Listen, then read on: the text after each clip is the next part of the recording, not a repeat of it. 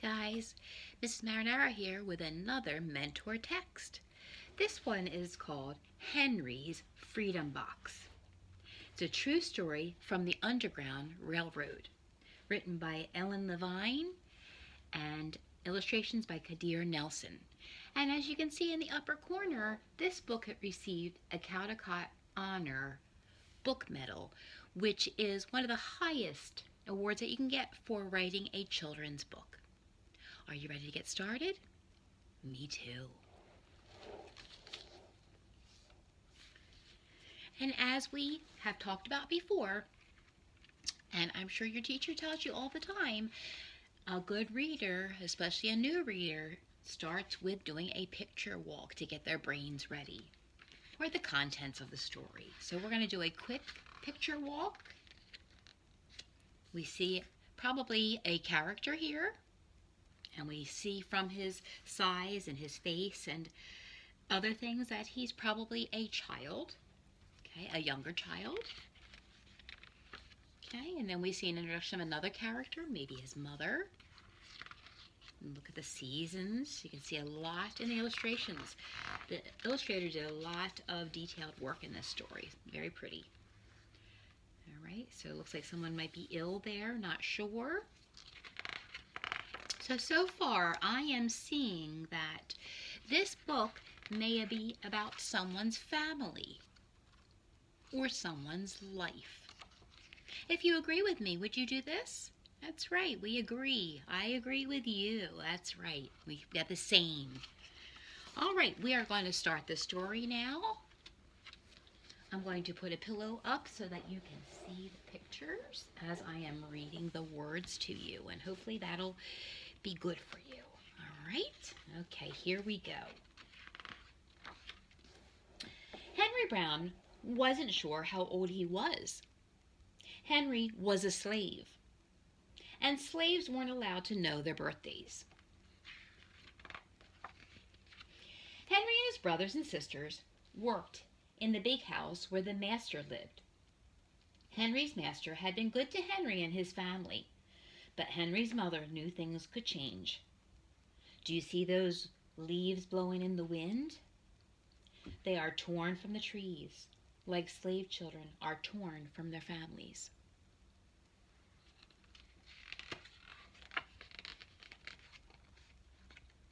One morning, the master called for Henry and his mother. They climbed the wide staircase. The master lay in bed with only his head above the quilt. He was very ill. He beckoned them to come closer. Some slaves were freed by their owners. Henry's heart beat fast. Maybe the master would set them free. But the master said, "You're a good worker, Henry. I am giving you to my son. You must obey him and never tell a lie." Henry nodded, but he didn't say thank you, because that would have been a lie.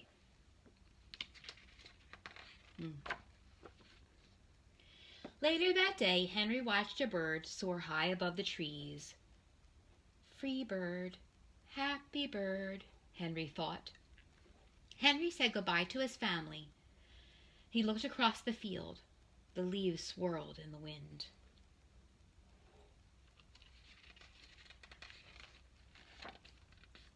Henry worked in his new master's factory. He was good at his job. "Do not tear that tobacco leaf," the boss yelled at the new boy. He poked the boy with a stick. If you made a mistake, the boss would beat you.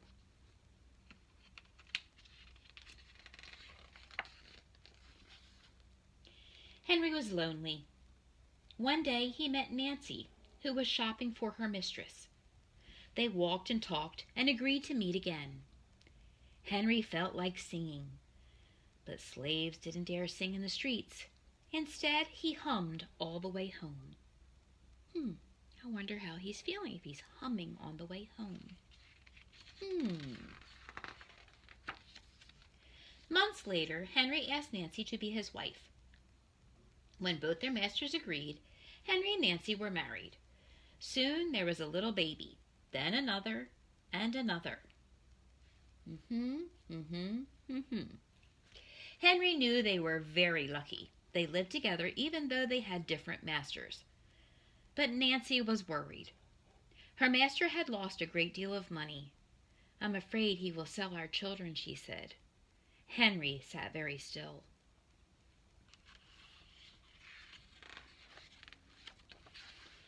Henry worked hard all morning, and he tried to forget what Nancy had said.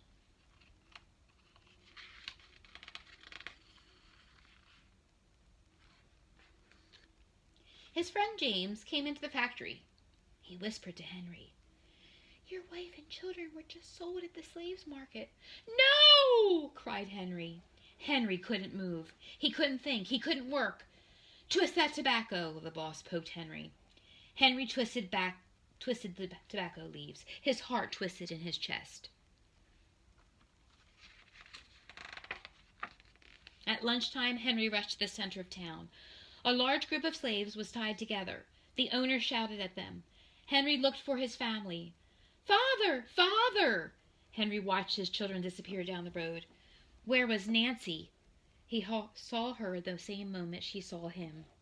When he wiped away his tears, Nancy, too, was gone. Some change in the story, huh? Not good change. Henry no longer sang. He couldn't hum. He went to work, and at night he ate supper and went to bed. He tried to think of happy times, but all he could see were the carts carrying away everyone he loved. Henry knew he would never see his family again.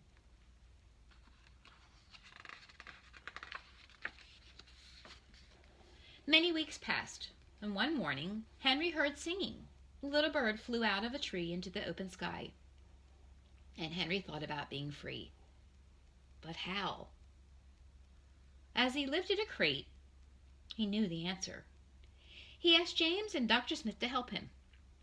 Dr. Smith was a white man who thought slavery was wrong. They met early the next day at an empty warehouse. Henry arrived with a box. "I will mail myself to a place where there are no slaves," he said. James stared at the box, then at Henry. "What if you cough and someone hears you?" "I'll cover my mouth and hope." So think about that, friends. He's thinking he's going to mail himself in a box.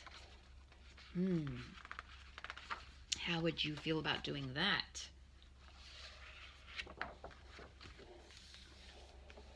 Dr. Smith wrote on the box, "To William H. Johnson, Arch Street, Philadelphia, Pennsylvania." That's right across the bridge from us. It's about 30 minutes, about half an hour. Henry would be delivered to friends in Philadelphia. Then he printed on the crate in big letters, "This side up with care," so that whoever was moving the crate would keep it on one side. Henry needed an excuse to stay home, or the work boss would think he had run off. James pointed to Henry's sore finger, but Henry knew that wasn't bad enough. He opened a bottle of oil of vitriol. "No!" cried James. Henry poured it in his hand. It burned his skin to the bone. Now the boss would have to let him stay home. Dr. Smith bandaged Henry's hand. They arranged to meet the next morning at 4 o'clock. So he had to hurt himself to get out of work. The sun was not up yet when Henry climbed into the box. "Ready," he said. James nailed down the lid. Dr. Smith and James drove to the station. The railway clerk tipped the box over and nailed a paper to the bottom. Dr. Smith begged the clerks to be careful. They didn't listen. They threw the box into the baggage car. So the crate, which is made out of wood, is being shipped on a railroad car. Remember, there's no padding or anything, no cushions, no soft pillows. It's just a box. Hours passed. Henry was lifted up and thrown again, upside down. He heard waves splashing.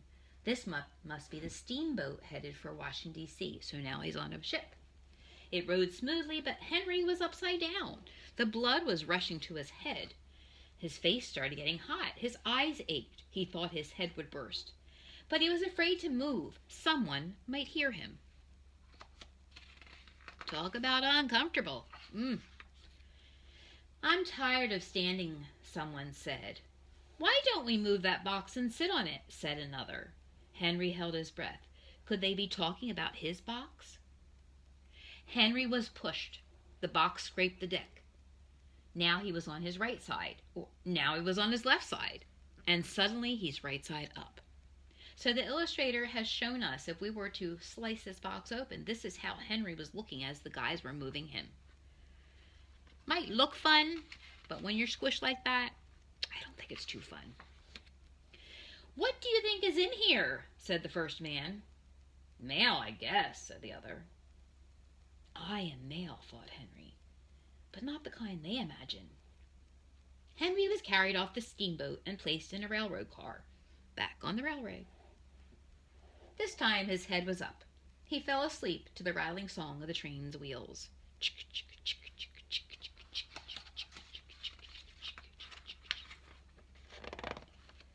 He awoke to loud knocking.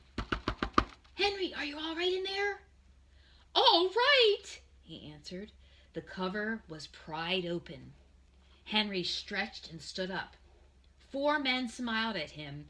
"Welcome to Philadelphia." At last Henry had a birthday. March 30th, 1849. His first day of freedom. And from that day on, he also had a middle name. Everyone called him Henry Box Brown.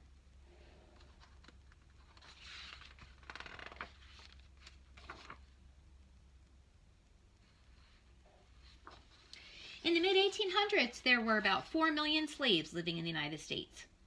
They were owned like cows or wagons. Historians believe there were 60 to 100,000 slaves escaping to freedom, traveling on what we call the Underground Railroad. It wasn't a real railroad. It was a secret way for slaves to make their way from the south to the north. They hid in carts, on horseback, walked through forests and swamps, crossed rivers and ice in the winter. Conductors and station masters hid them and helped them through their journey. When Henry Brown climbed into his freedom box, he hoped he'd be carried to a safe world. He brought along a small tool to make hair holes and a little water and a few biscuits. He had traveled 350 miles from Virginia to Philadelphia in 27 hours. His story made newspaper headlines in America and Europe. He never found his wife or children. He went to England, and there were some reports that he married again, but we do not know with absolute certainty that that is true. We do know that he became one of the most famous runaway slaves on the Underground Railroad, the man who mailed himself to freedom. Another terrific book. Hope you enjoyed it as much as I did. Love you.